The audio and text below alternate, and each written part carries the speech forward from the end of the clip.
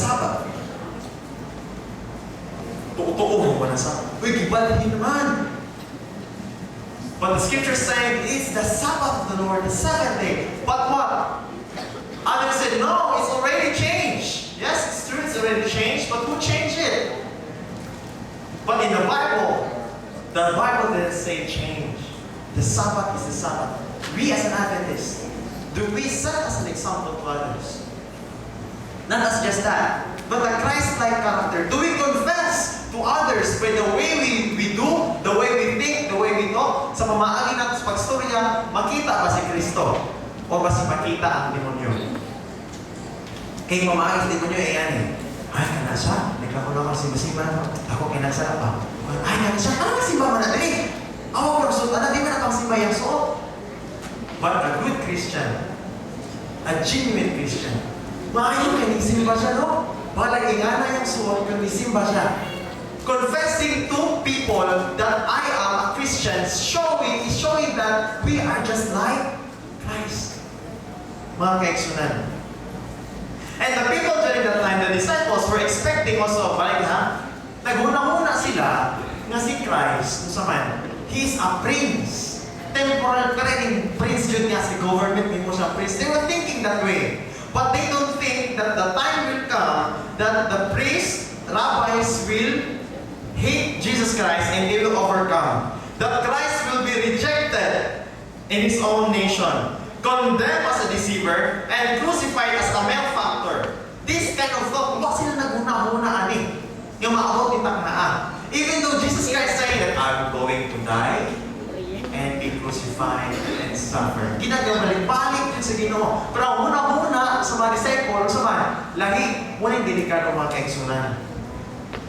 Ang mensahe sa Biblia, tataw klaro. Pero usahay, atong una-una, mao ato ang una-unahon. Kana ganit ato ang masunod dili ang Biblia. These were what? The character of the disciples. They were thinking that Christ will become prince. Yet God said, I am going to die. Munang delikado na ang klase ng mga pangunang lekson sama sa mga disciples. You know what happened? When Jesus Christ was captured, all of them were scattered. Kung ang anak na klase ng mga pangunang mga kaigsunan. But Peter,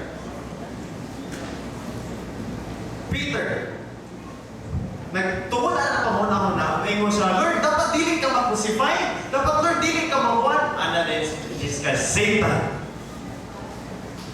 Pahawa, Satanas. He was not talking about Peter, but he was talking about the devil. Why? Because the work of the devil is opposing the Lord's what? Work. Kita igsoon, mubalik na ang Ginoo, kung maghuna-huna tayo, kay pa mubalik Ginoo, o yan nagbalik, we are opposing to what? To the Lord's work.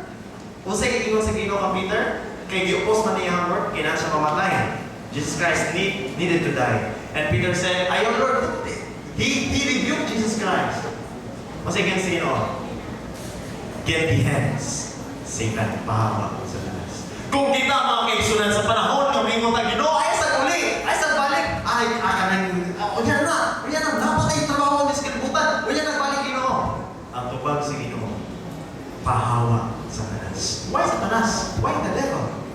Because not actually ikaw ang devil, but the character within is of the devil.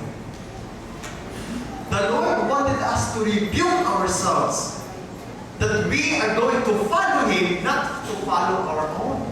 That is what the Bible says. Now, Peter humbled himself. Okay, Lord. Okay, palayo. Then, this Peter has an incident na nakita ko na po.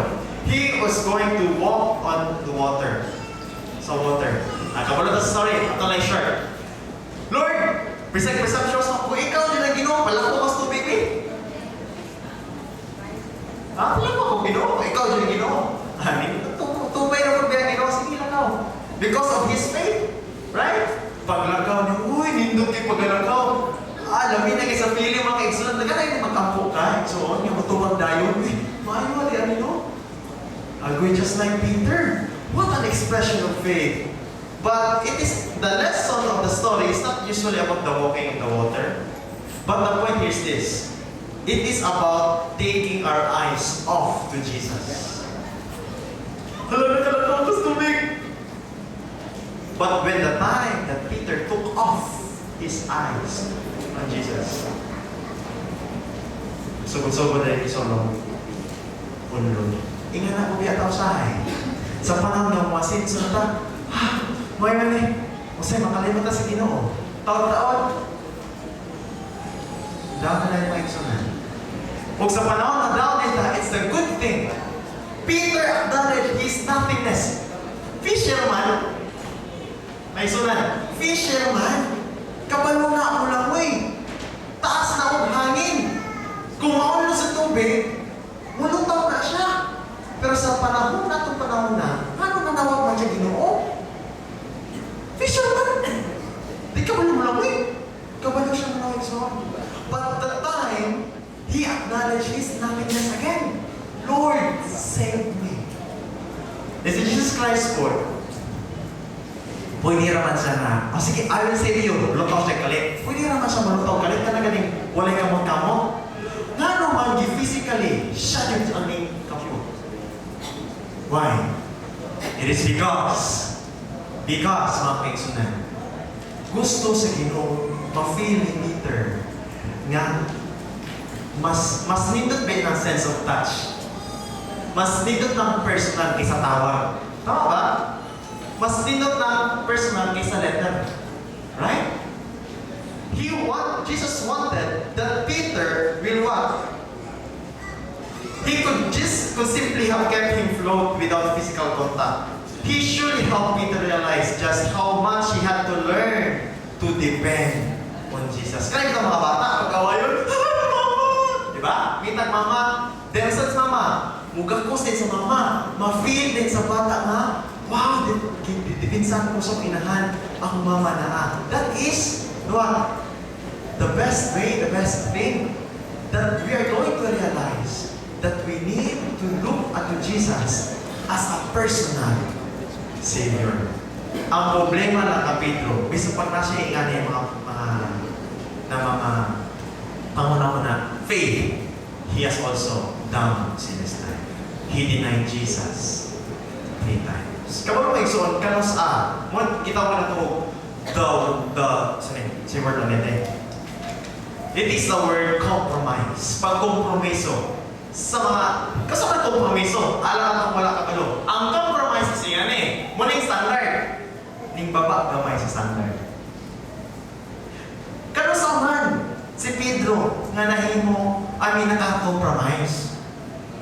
Kaysa tinod lang, sa pagdakop ng Jesus Christ, tanan mga disciples ni, lakaw accept niya. Ning sunod siya ng Jesus Christ, that is a courageous kind of person.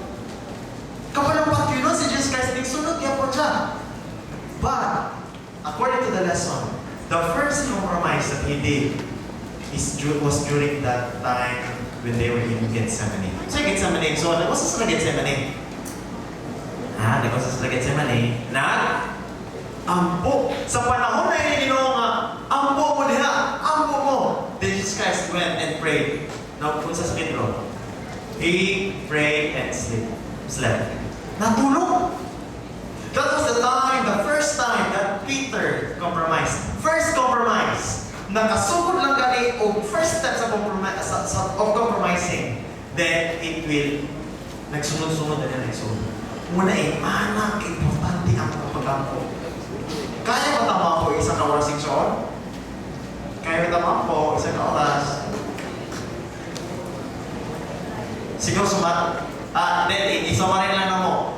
Buntag, 10 minutes. Pasat lang 10 minutes. Unto 10 minutes. Whole day, then, kaya na mo. Isang oras. I-equal lang na mo. But Jesus Christ prayed whole night. Grabe ang spirito, no? Kita, sugod-sugod lang sa tasal. 10 minutos, 15, 20. Because prayer is the breath of the soul, mga kaigsunan. Because of prayer, it will help us not to compromise. But Peter, sa panahon mo siya nagampo, first compromise. compromise. Kinsa may guilty? Kinsa may kang Pedro Ben? Kas ka mo? Ako, pares ko Pedro. I compromise sa panahon nga wala kayo ko nagkampo. Do we accept that kind of fault, mga kaibigan? And if we do, then we are like Peter. Right? We accept just like Peter. Nabi ba na, ikaw yung ampo ko, di mo kadlaw pa. Okay? But anyway, if we have that kind of character, and if we accept it today, we are blessed. You are blessed. You know why? Because you know what happened to Peter. After that, Peter knew that he denied the Lord, but it says in Romans 5:20, but where sin abound, grace abounded much more. Sa panahon na nakasalak ko, ikaw mga eksunan, ang gugma o trust sa Ginoo mas ako pag yun. Kung mangayo at pasaylo ta. And you know what happened to Peter? By the time that he knew that Jesus forgave him, he became one of the pillars of faith. Ingana kay importante ang pagpasaylo mga eksunan. Kita, kamusta ko sa ito ang tradisyon? Kamusta man tako natin kabikin? Kamusta man tako natin kabikin? Do we what?